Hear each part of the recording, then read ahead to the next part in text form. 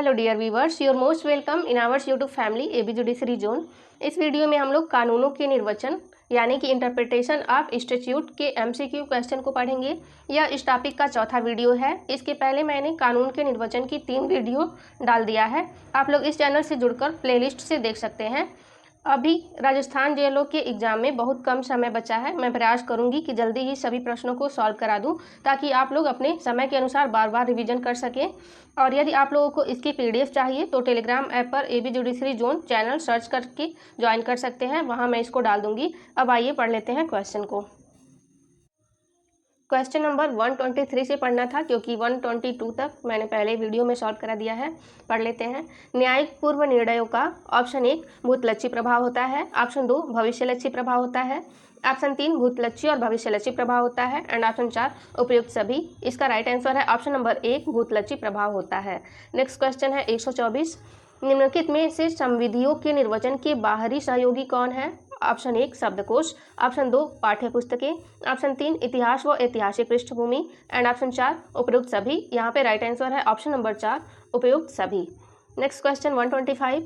निर्वचन का मुख्य सिद्धांत क्या है? ऑप्शन 1 शाब्दिक या व्याकरणिक निर्वचन, ऑप्शन 2 तार्किक निर्वचन, ऑप्शन 3 न्यायालय की विवेकाधिकार पूर्ण निर्वचन, ऑप्शन 4 उपयुक्त सभी। यहाँ पे राइट आंसर है ऑप्शन नंबर 1 शाब्दिक या व्याकरणिक निर्वचन।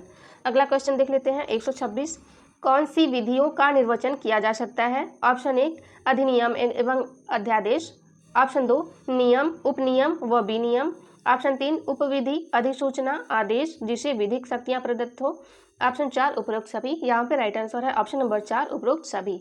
अगला पढ़ लेते हैं 127। ढंग यानी कि मेथड के साधन में संविधियों को कितने वर्गों में विभक्त किया जा सकता है? ऑप्शन देख लेते हैं।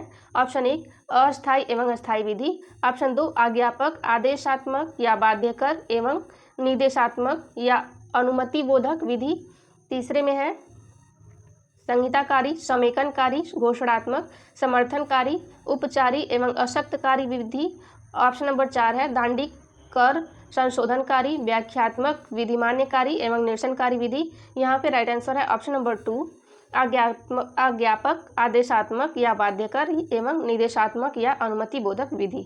अगला क्वेश्चन है 128।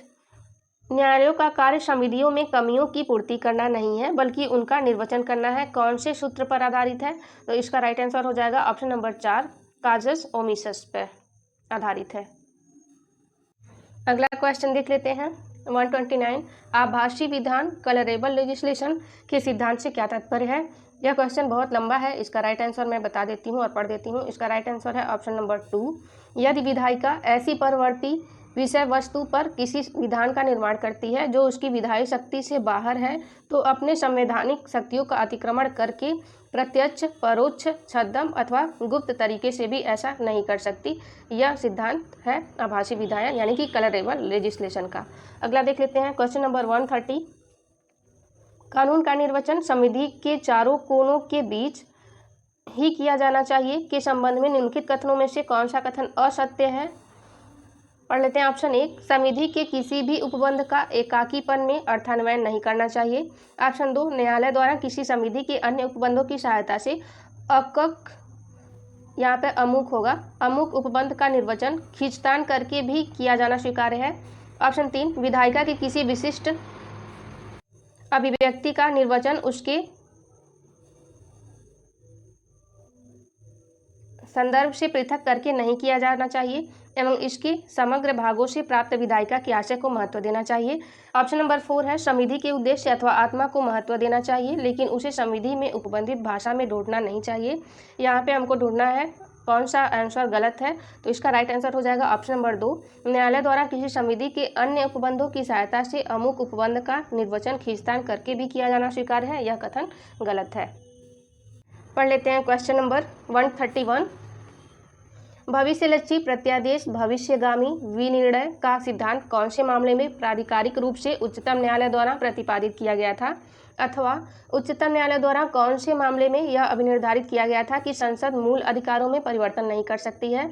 ऑप्शन पढ़ लेते हैं। ऑप्शन 1 शंकरी प्रसाद बनाम भारत संघ AIR 1951 supreme Court, option 2 Sajjan Singh बनाम राजस्थान राज्य AIR 1965 SC यानी कि सुप्रीम कोर्ट, ऑप्शन 3 आयुषी गोलक बनाम पंजाब राज्य AIR 1967 Supreme Court. Option 4 Kesavananda Bharati बनाम केरल राज्य AIR 1973 सुप्रीम कोर्ट। यहाँ पे राइट आंसर है ऑप्शन नंबर 3 आयुषी गोलकनाथ बनाम पंजाब राज्य AIR 1967 सुप्रीम कोर्ट।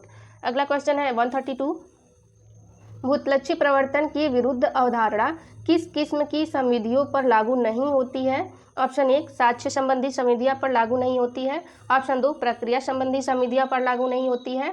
ऑप्शन 3 साक्ष्य अथवा प्रक्रिया संबंधी संविधियों पर लागू नहीं होती है जब तक कि ऐसा स्पष्ट संकेत न हो कि विधायिका का ऐसा आशय नहीं था। ऑप्शन 4 उपरोक्त में से कोई नहीं। यहाँ पे राइट आंसर है ऑप्शन नंबर 3 साक्ष्य अथवा प्रक्रिया संबंधी संविधियों पर लागू नहीं होती है जब तक कि ऐसा स्पष्ट संकेत न हो कि विधायिका का ऐसा आशय नहीं था। नेक्स्ट क्वेश्चन है 133 ऐसा कानून है जो विशिष्ट विषय वस्तु पर संपूर्ण विधिक उपबंधों का एक स्थान पर आवश्यकता होने पर गौण संशोधन एवं सुधार के रूप में एक संविधि में एकत्रित करना है। ऑप्शन पढ़ लेते हैं।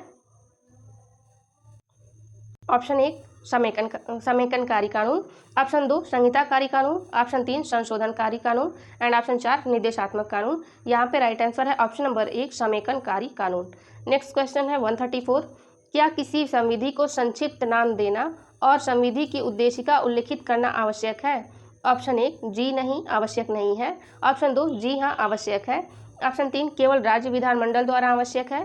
ऑप्शन 4 केवल संसद द्वारा आवश्यक है। यहाँ पे राइट आंसर हो जाएगा ऑप्शन 2 जी हाँ आवश्यक है। नेक्स्ट क्वेश्चन देख लेते हैं 135 क्या न्यायालयों को संविधियों की कमियां की पूर्ति करने का अधिकार है। ऑप्शन 1 जी हाँ। ऑप्शन 2 जी नहीं। ऑप्शन 3 प्रकरण की परिस्थितियों पर निर्भर। ऑप्शन 4 न्यायालय के विवेक पर निर्भर। यहाँ पे राइट आंसर है ऑप्शन नंबर 2 जी नहीं। नेक्स्ट क्वेश्चन पढ़ लेते हैं 136 निम्नलिखित न्याय निर्णयों में से किसमें यह मार्गदर्शन दिया गया है कि प्रत्यायोजित शक्ति को आगे और प्रत्यायोजन नहीं किया जा सकता है। ऑप्शन देख लेते हैं। ऑप्शन 1 बेनेट कोलमैन बनाम भारत संघ। Option 2 Shri Vijay Lakshmi rice mills बनाम आंध्र प्रदेश। ऑप्शन 3 इनरी दिल्ली लाज मामला AIR 1951 सुप्रीम कोर्ट। ऑप्शन 4 सम्राट बनाम बनवारी लाल शर्मा 1945। यहाँ पे राइट आंसर है ऑप्शन नंबर 4 सम्राट बनाम बनवारी लाल शर्मा। नेक्स्ट क्वेश्चन है 137 न्यायालयों द्वारा संविधान का अर्थान्वयन करते समय कौन कौन से सिद्धांतों को दृष्टिगत रखना चाहिए। ऑप्शन देख लेते हैं। ऑप्शन 1 आभासी विधान ग्रहण यानी कि आच्छादन सार और मर्म एवं पृथक्करण के सिद्धांत। ऑप्शन 2 विवक्षित शक्तियों विवक्षित प्रतिषेध एवं आनुषंगिक या प्रासंगिक शक्तियों के सिद्धांत। ऑप्शन 3 दखलकृत क्षेत्र राज्य क्षेत्रीय संबंध एवं भविष्यलक्षी प्रत्यादेश के सिद्धांत। ऑप्शन 4 उपरोक्त सभी। यहाँ पे राइट आंसर है ऑप्शन नंबर 4 उपरोक्त सभी। नेक्स्ट क्वेश्चन पढ़ लेते हैं 138 किसी संविधि अधिनियम की उद्देशिका प्रियम्बल का क्या अभिप्राय है। ऑप्शन 1 संविधि अधिनियम के प्रमुख उद्देश्य का वर्णन। ऑप्शन 2 विधायिका के मस्तिष्क को खोलने की चाबी। ऑप्शन 3 निर्वचन की आंतरिक सहयोगी है बशर्ते कि संविधि या अधिनियम की भाषा अस्पष्ट व संदिग्ध हो। ऑप्शन 4 उपरोक्त सभी। यहाँ पे राइट आंसर है ऑप्शन नंबर 4 उपरोक्त सभी। नेक्स्ट क्वेश्चन पढ़ लेते हैं 139 कर विधि के कठोर निर्वचन का नियम किस किस्म का है। ऑप्शन 1 निर्देशात्मक नियम। ऑप्शन 2 आदेशात्मक नियम। ऑप्शन 3 अनुलंघनीय नियम एंड ऑप्शन 4 उदार नियम। यहाँ पे राइट आंसर है ऑप्शन नंबर 3 अनुलंघनीय नियम। क्वेश्चन नंबर 140 पढ़ लेते हैं आदेशात्मक संविधि मैंडेटरी स्टैट्यूट के संबंध में निम्नलिखित कथनों में से कौन सा कथन सही है।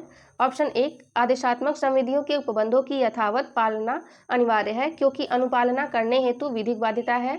ऑप्शन 2 अनुपालना नहीं करने की दशा में सामान्यतः दंड या शास्ति का प्रावधान होता है। ऑप्शन 3 ऐसी संविधियों के उल्लंघन करने से अन्याय और विधि विरुद्धता होती है। ऑप्शन 4 उपरोक्त सभी। यहाँ पे राइट आंसर है ऑप्शन नंबर 4 उपरोक्त सभी। नेक्स्ट क्वेश्चन है 141 पूर्व निर्णय अनुसार स्टार डिसीजेस का अभिप्राय है। ऑप्शन 1 पूर्ण निर्णयों का आबद्धकारी प्रभाव। ऑप्शन 2 विशिष्ट उपबंध को सामान्य उपबंध पर प्राथमिकता देना। ऑप्शन 3 न्यायालयों का कार्य विधायिका की कमियां निकालना नहीं है। ऑप्शन 4 उपरोक्त में से कोई नहीं। यहाँ पे राइट आंसर है ऑप्शन नंबर 1 पूर्ण निर्णयों का आबद्धकारी प्रभाव इसका अभिप्राय है।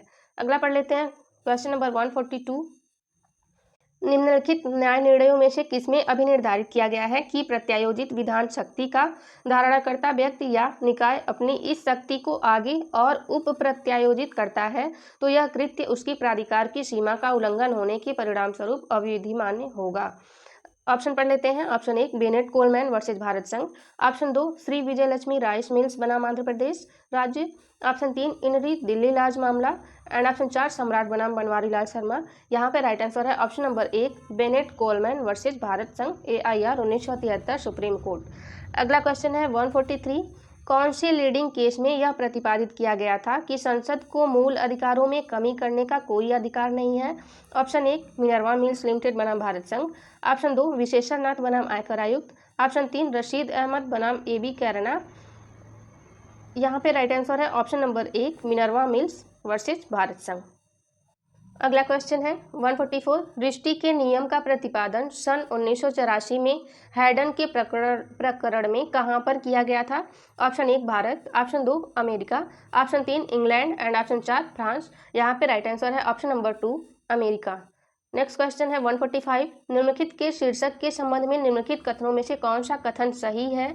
ऑप्शन देख लेते हैं। ऑप्शन 1 लघु शीर्षक में किसी अधिनियम की पहचान के लिए इसका नाम मात्र होता है जिसके अंत में इसे पारित करने का वर्ष भी जोड़ा जाता है। ऑप्शन 2 दीर्घ शीर्षक में ऐसे अधिनियम के पश्चात इसके उद्देश्यों की सामान्य जानकारी दी जाती है। ऑप्शन 3 1 व 2। ऑप्शन 4 न तो 1 व न ही 2। यहाँ पे राइट आंसर है ऑप्शन नंबर 3 1 व 2 दोनों कथन सही है। अगला पढ़ लेते हैं 146 प्रत्यायोजित विधान में किसके द्वारा अपनी विधायकी शक्ति कार्यपालिका को प्रत्यायोजित की जाती है। ऑप्शन 1 संसद। ऑप्शन 2 विधानसभा। ऑप्शन 3 विधानमंडल एंड ऑप्शन 4 1 या 2 या 3। यहाँ पे राइट आंसर है ऑप्शन नंबर 4 1 या 2 या तीनों के द्वारा अपनी शक्तियाँ प्रत्यायोजित की जा सकती हैं। अगला पढ़ लेते हैं 147 जहां वसीयतकर्ता का आशय एक निरपेक्ष संपदा का अनुदान करने का है वहां उस संपत्ति के स्वामी द्वारा लगाया गया यह प्रतिबंध कि उस संपत्ति का विदेशीकरण नहीं किया जाएगा। हालांकि इसको प्रतिकूलता के आधार पर निरसित किया जा सकता है परंतु जब प्रतिबंध ही वसीयतकर्ता की प्राथमिक शर्त है और जो वसीयत की पूर्णता या का द्योतक है तो संपत्ति के स्वामी की इच्छा को वैधता का प्रभाव यानी कि वैधता का प्रभाव दिया जाएगा। उच्चतम न्यायालय द्वारा उपरोक्त मार्गदर्शन कौन से मामले में दिया गया है। ऑप्शन देख लेते हैं। ऑप्शन 1 राज बजरंग बहादुर सिंह बनाम ठकुराइन भक्तराज। ऑप्शन 2 राजकोट म्यूनिसिपल कॉर्पोरेशन बनाम गुजरात राज्य। ऑप्शन 3 TMA फाउंडेशन बनाम कर्नाटक राज्य। ऑप्शन 4 असम राज्य बनाम P वडुआ। यहाँ पे राइट आंसर है ऑप्शन नंबर 1 राज बजरंग बहादुर सिंह बनाम ठकुराइन भक्तराज। क्वेश्चन नंबर 148 कौन से कानून या संविधि को भूतलक्षी प्रभाव नहीं दिया जा सकता है। ऑप्शन 1 प्रक्रिया कानून। ऑप्शन 2 साक्ष्य कानून। ऑप्शन 3 दांडिक और कर कानून एंड ऑप्शन 4 परिसीमा कानून। यहाँ पे राइट आंसर है ऑप्शन नंबर 3 दांडिक और कर कानून। नेक्स्ट क्वेश्चन पढ़ लेते हैं 149 निम्नलिखित में से संविधियों के निर्वचन की आंतरिक सहयोगी कौन नहीं है। ऑप्शन 1 व्यावृत्ति खंड। ऑप्शन 2 अनुसूची। ऑप्शन 3 विधायी इतिहास एंड ऑप्शन 4 उपरोक्त में से कोई नहीं। यहाँ पे राइट आंसर है ऑप्शन नंबर 3 विधायी इतिहास। नेक्स्ट क्वेश्चन पढ़ लेते हैं 150 संविधि किसे कहते हैं। ऑप्शन 1 न्यायालय द्वारा घोषित निर्णय। ऑप्शन 2 प्रत्यायोजित विधान। ऑप्शन 3 विधायिका द्वारा निर्मित लिखित कानून एंड ऑप्शन 4 रूढ़िजन्य अलिखित विधि। यहाँ पे राइट आंसर है ऑप्शन नंबर 3 विधायिका द्वारा निर्मित लिखित कानून। नेक्स्ट पढ़ लेते हैं 151 कर विधि और दांडिक विधि से संबंधित कौन सी आधारभूत बात है। ऑप्शन 1 भूतलक्षी होना चाहिए। ऑप्शन 2 भविष्यलक्षी होना चाहिए। ऑप्शन 3 प्रकरण की परिस्थितियों पर निर्भर है कि भविष्यलक्षी होनी चाहिए या भूतलक्षी। ऑप्शन 4 उदार निर्वचन किया जाना चाहिए। यहाँ पे राइट आंसर है ऑप्शन नंबर 2 भविष्यलक्षी होना चाहिए। अगला क्वेश्चन पढ़ लेते हैं 152 प्राचीन विलेखों या दस्तावेजों के निर्वचन के संबंध में निम्नलिखित कथनों में से कौन सा कथन गलत है। ऑप्शन 1 विलेखों या दस्तावेजों के शब्दों का अर्थान्वयन करने के लिए तत्कालीन या समकालीन शब्दों की अर्थानुसार ही निर्वचन किया जाना चाहिए। ऑप्शन 2 निर्वचन करते समय वर्तमान शब्दावली के अर्थों में अर्थान्वयन किया जाना चाहिए। ऑप्शन 3 निर्वचन करते समय वर्तमान शब्दावली के अर्थों में अर्थान्वयन नहीं किया जाना चाहिए। ऑप्शन 4 ऐसे विलेखों या दस्तावेजों के लिए अवधारणा की जाती है कि उसमें पश्चातवर्ती हेरफेर नहीं किया जा सकता है। यहाँ पे राइट आंसर है ऑप्शन नंबर 2 निर्वचन करते समय वर्तमान शब्दावली के अर्थों में अर्थान्वयन किया जाना चाहिए। यह कथन गलत है। अगला पढ़ लेते हैं 153 संविधि के तार्किक निर्वचन के कौन कौन से सिद्धांत या नियम है? ऑप्शन देख लेते हैं। ऑप्शन 1 संपूर्ण विधि को एक साथ पढ़ना, समरूप अभिव्यक्तियों का समान अर्थ होना, अमान्य से मान्य करने का अर्थान्वयन करना बेहतर, स्वर्णिक नियम एवं रिष्टि या अनिष्ट परिहार नियम। ऑप्शन 2 समन्वयपूर्ण या सामंजस्यपूर्ण अर्थान्वयन, सजातीय अर्थान्वयन और साहचर्य ज्ञाते अर्थान्वयन, तत्कालीन व्याख्या एवं एक वस्तु का स्पष्ट उल्लेख, दूरी का अपवर्जन। ऑप्शन 3 हितपद निर्वचन, न्यायालय द्वारा कमियों की पूर्ति नहीं किया जाना, परिणामों पर विचार नहीं करना, उपबंधों को अलग अलग नहीं करना एवं न्यायाधीश का कार्य विधि का निर्वचन करना, घोषणा करना है, कानून का निर्माण करना नहीं। ऑप्शन 4 उपरोक्त सभी। यहाँ पे राइट आंसर है ऑप्शन नंबर 4 उपरोक्त सभी। नेक्स्ट क्वेश्चन है 154। रिष्टि के नियम के संबंध में यह निष्कर्ष दिया गया है कि सामान्य रूप से सभी संविधियों के निर्वचन के लिए निम्नलिखित बातों में से किस बात पर विचार करना चाहिए? ऑप्शन देख लेते हैं। ऑप्शन 1 विधि की अधिनियमित के पूर्व सामान्य विधि क्या थी? ऑप्शन 2 वह रिष्टि यानी कि मिसचीफ या दोष डिफेक्ट क्या था जिसके लिए सामान्य विधि में कोई पाबंद नहीं था? ऑप्शन 3 संसद ने क्या उपचार संकल्पित किए? ऑप्शन 4 उपचार का वास्तविक कारण एंड ऑप्शन 5 उपरोक्त सभी। यहाँ पे राइट आंसर है ऑप्शन नंबर 5 उपरोक्त सभी। Next question 155।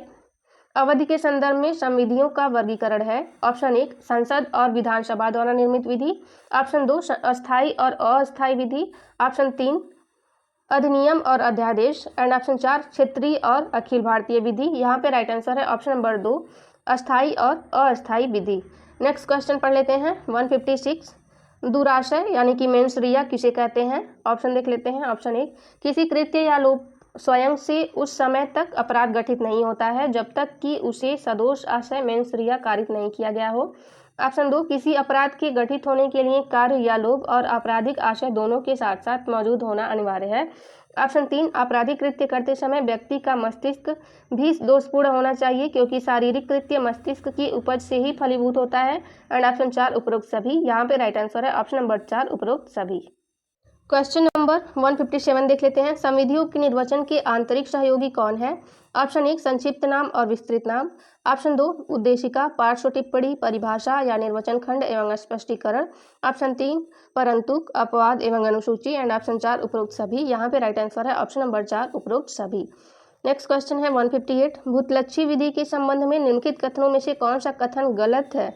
ऑप्शन 1 सामान्यतः नई विधि भूतलक्षी प्रभाव वाली न हो कर भविष्यलक्षी प्रभाव वाली हो। ऑप्शन 2 अगर किसी विधि को भूतलक्षी प्रभाव दिया जाना हो तो उस संविधि में ऐसे आशय की अस्पष्टता उपबंध किया जाना चाहिए। ऑप्शन 3 सामान्यतः कर कानूनों का भूतलक्षी प्रवर्तन होता है। ऑप्शन 4 दांडिक विधियों का कभी भी भूतलक्षी प्रवर्तन नहीं होता है। यहाँ पे राइट आंसर है ऑप्शन नंबर 3 सामान्यतः कर कानूनों का भूतलक्षी प्रवर्तन होता है। यह कथन गलत है। नेक्स्ट क्वेश्चन पढ़ लेते हैं 159। विधान का कौन सा प्रत्यायोजन प्रतिसिद्ध है?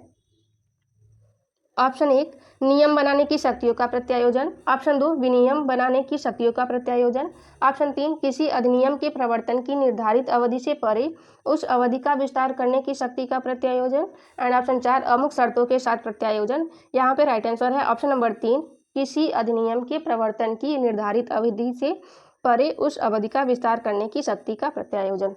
Next question 160। निरसन यानी कि रिपील के संबंध में निम्नलिखित कथनों में से कौन सा कथन सही है? ऑप्शन देख लेते हैं। ऑप्शन 1 निरसन में संविधि का संपूर्ण अस्तित्व ही समाप्त हो जाता है। ऑप्शन 2 सामान्यतः न्यायपालिका को निरसन में हस्तक्षेप या पुनर्विलोकन करने का अधिकार नहीं है। ऑप्शन 3 कुछ अस्थायी संविधियां निर्धारित अवधि की समाप्ति पर स्वतः निरसित हो जाती हैं एंड ऑप्शन 4 उपरोक्त सभी। यहाँ पे राइट आंसर है ऑप्शन नंबर 4 उपरोक्त सभी। अगला क्वेश्चन पढ़ लेते हैं 161।